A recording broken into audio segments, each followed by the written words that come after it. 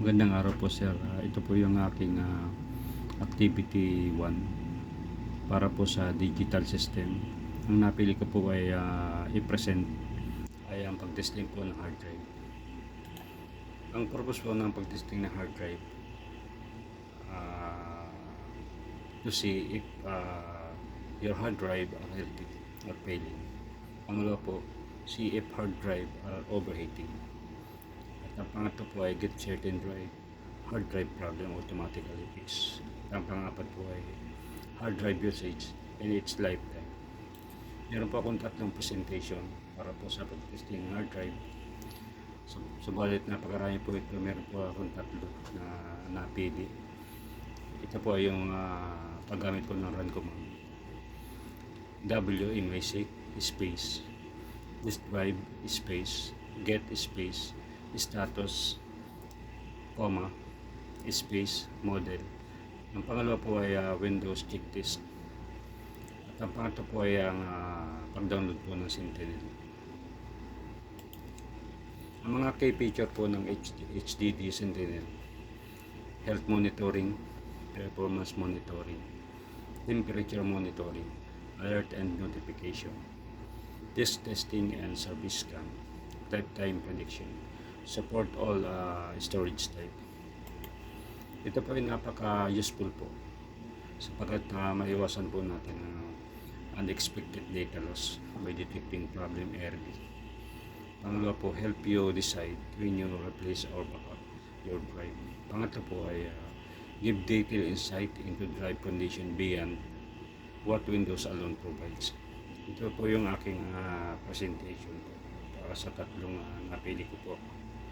Una po ay ang paggamit po ng CMD.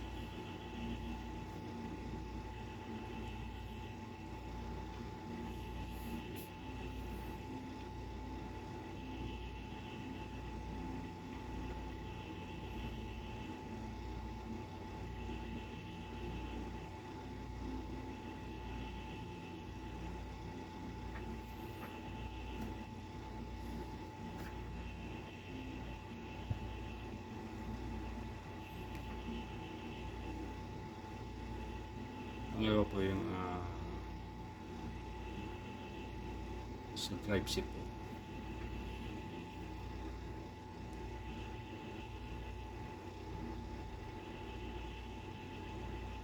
Check disk drive sheet.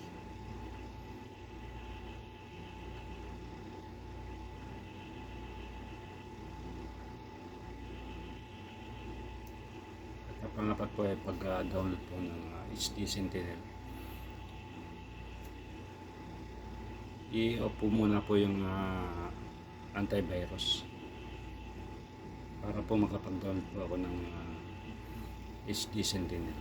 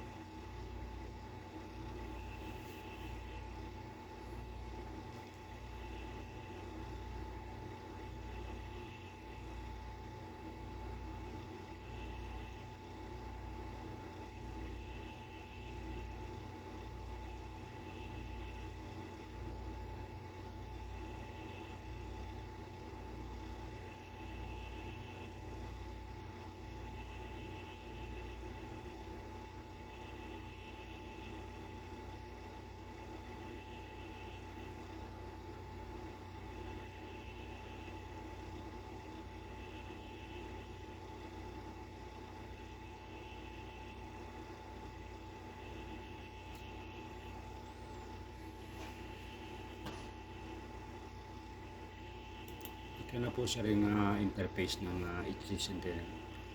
At ang health po ay 82. Excellent po. At ang performance po ay 100%. At ang temperature po ay 39. Para po sa akin medyo okay pa po itong hard drive nito. Ito lang po ang aking presentation at maraming salamat po.